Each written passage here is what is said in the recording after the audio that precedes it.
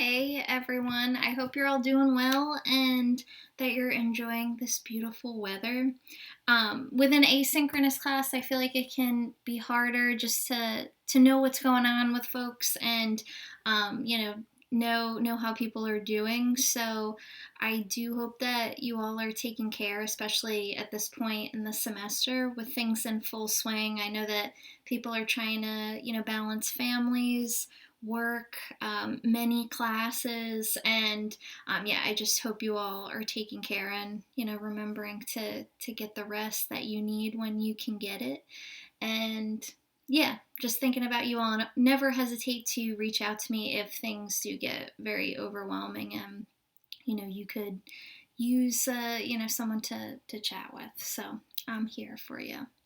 But yeah, so this week we are delving into looking at different intersectional dimensions of social power. So, thinking this week about the intersections of race and gender and the ways that different sociologists articulate those intersections and offer different entry points for thinking about how those intersections take shape among different other axes of identity and experience, but thinking about the intersections of race and gender as a locus of analysis.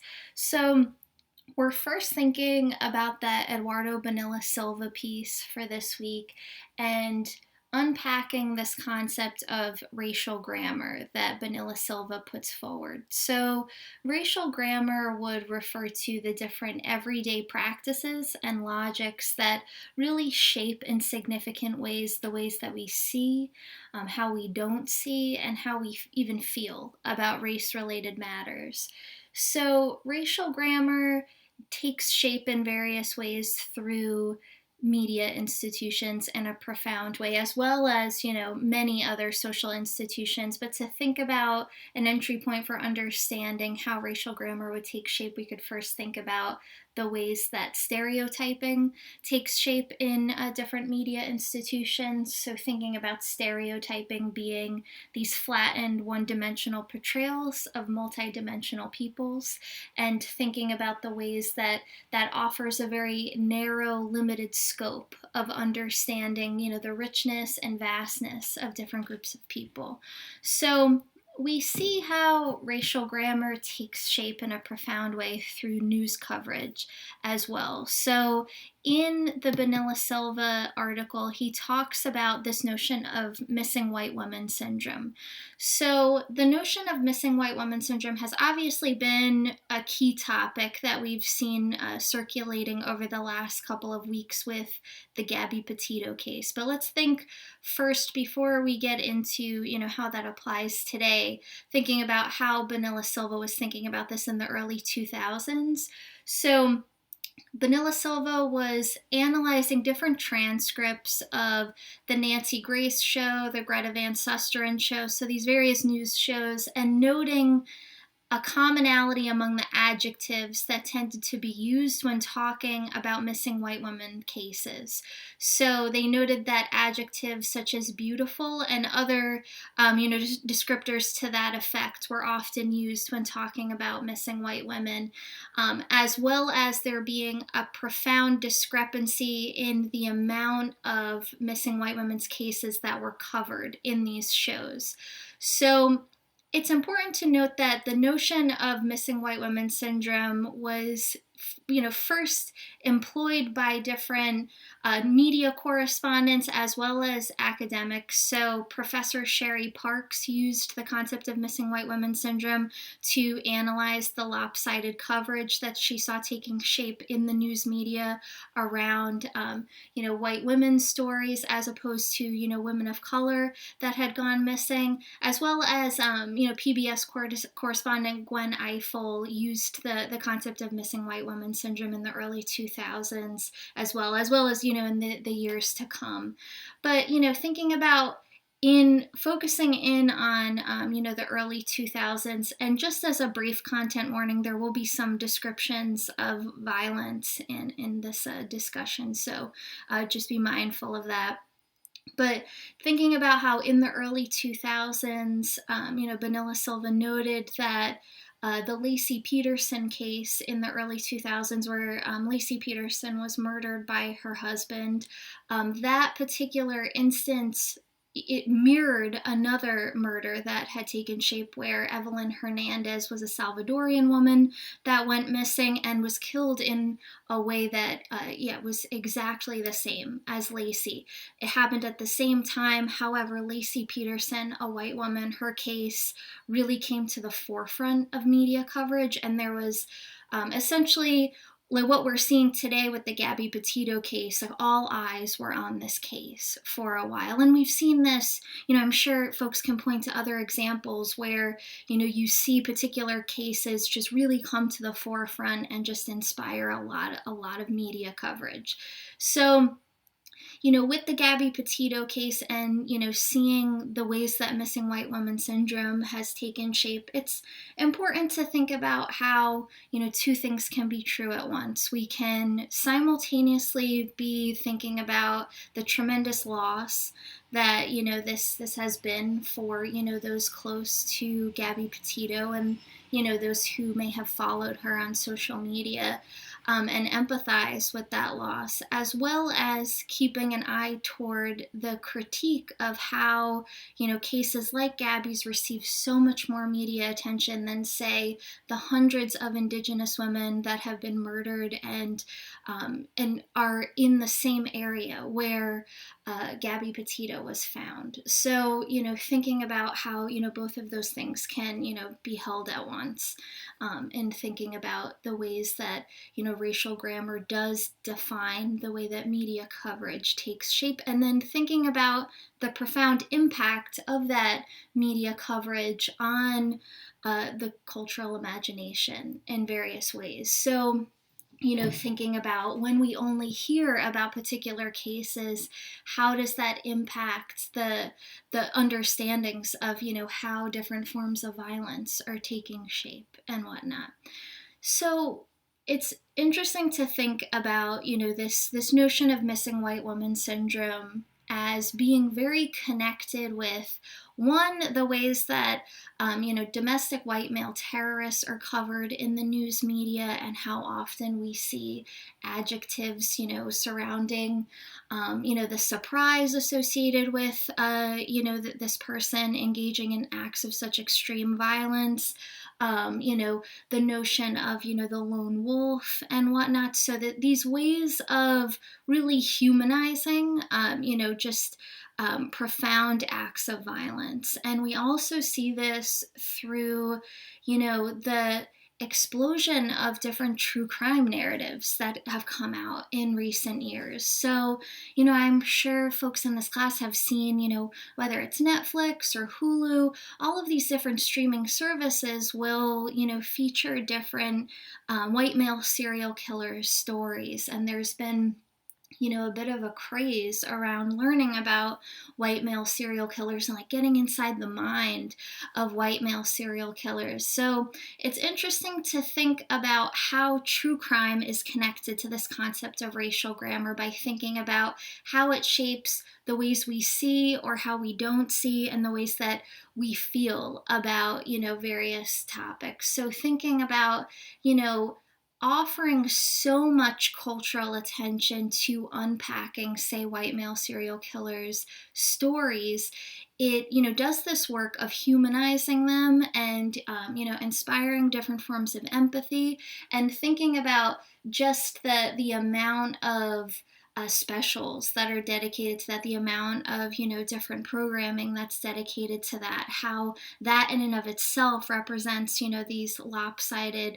understandings of of crime narratives. So thinking about how this topic is connected to how true crime as well becomes divorced from understandings of systemic power. So thinking about how often we'll see true crime stories really not engage in an attention to an analysis of how different forms of social power define, different folks' experiences. So thinking, for instance, about, the ways that law enforcement, treats different groups of folks differently. So thinking about, and we'll talk about about this in the weeks to come, but thinking about, the white supremacist roots of policing as a social institution, and thinking about how that, for instance, impacts the ways that different, true crime narratives take shape in terms of, sympathies with, how law enforcement operates, and, the treatment of different folks that takes shape. So, definitely just one angle to think about, this particular concept through, but thinking about racial grammar as being connected to different crime narratives. And, we'll be talking about that on the discussion board, and I'm interested to hear more of your thoughts on that. Our other reading for this week comes from Mitarani Jha, where, she's thinking about the role of beauty standards and the Miss America beauty pageant as an entry point for thinking about intersectional dimensions of social power. So Mitarani Jha is thinking about the ways that the Miss America beauty pageant does this work of simultaneously reinforcing different forms of Eurocentric beauty standards that have roots in white supremacy, in different forms of eugenics, and Enlightenment ideals that are very fundamentally racist.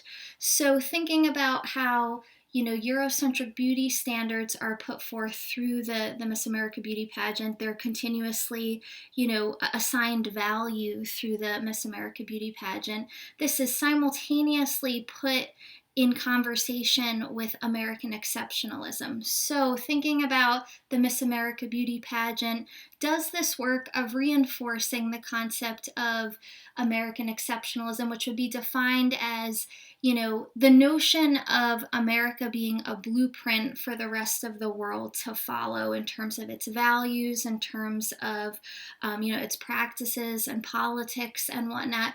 And obviously, this has been a very harmful ideology in rationalizing different forms of imperialism. So different forms of cultural imperialism, as well as military imperialism, and other, dimensions of imperialism. So thinking about, with the Miss America beauty pageant, we see contestants be put on, the spot to be able to, tell these various stories about America that reinforce that notion of exceptionalism. So, deploying different beauty standards in tandem with, reinforcing this notion of, America as being number one, America as being, the blueprint for everyone to follow. So thinking about, the impact of that. And, the author highlights the ways that the Miss America beauty pageant in recent years, we've seen it move into this space of having greater representation, but through a colorblind ideology. So in other words, not examining how institutional racism has shaped the Miss America pageant, or having conversations about, race that really investigate it as an organizing logic for human life, and thinking about ways to subvert that, but thinking about representation as being an end unto itself.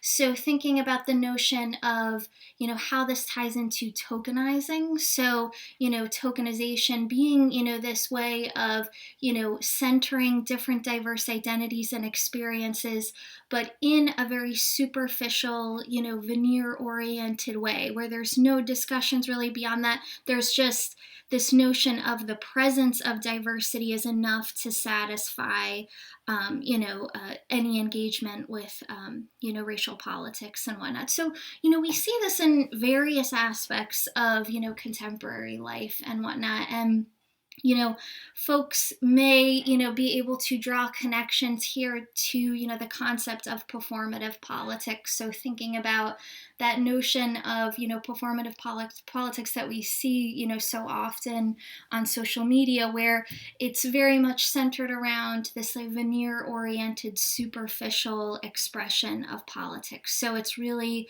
just approaching the surface level and, not going beyond that. So, in thinking about the global beauty industry, Mitarani Jha is thinking about the ways that, we need to understand the expansion of the beauty industry and the continuous reinforcement of Eurocentric beauty standards as being intertwined with the expansion of global capitalism. So, thinking about the ways that our particular political economic context that really does prioritize revenue and capital accumulation in various ways and prioritizes those things over social welfare and over social thriving, it utilizes competition and hierarchy to drive profits. So thinking about how profitable it is to, create these dynamics of competition to reinforce different forms of hierarchy. So in other words, thinking about the reinforcement of particular beauty standards that value the expression of, that value particular expressions of beauty while marginalizing other expressions of beauty. Thinking about the ways that there are a lot of profits to be made off of continuously facilitating those dynamics. So both Mita Rani Jha and Eduardo Bonilla Silva are also thinking about what are the opportunities for resistance here. So Bonilla Silva offers this concept of counter grammar in relation to racial grammar. So noting that counter grammar is where fractures occur in racial grammar. So where disruptions to the logic and structuring of different forms of ways of seeing that reinforce racism, how we see that the ground kind of crumble and shake, where racial grammar becomes destabilized. So thinking about different forms of counter grammar, we could point to the ways that this may take shape on social media, different examples that you all may point to where more expressions of diverse beauty are being centered, where the expression of beauty is being disconnected from capital accumulation in various ways, and really embracing these notions of self-love, which is what Mita Rani Jha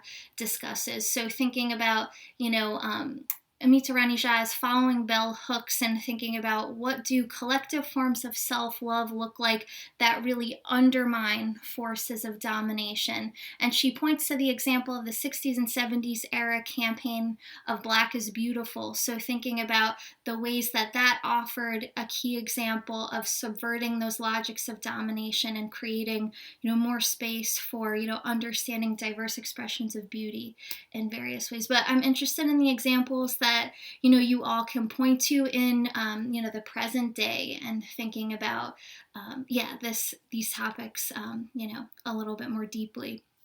But I hope you all have a great week, and I'll talk to you on the discussion board.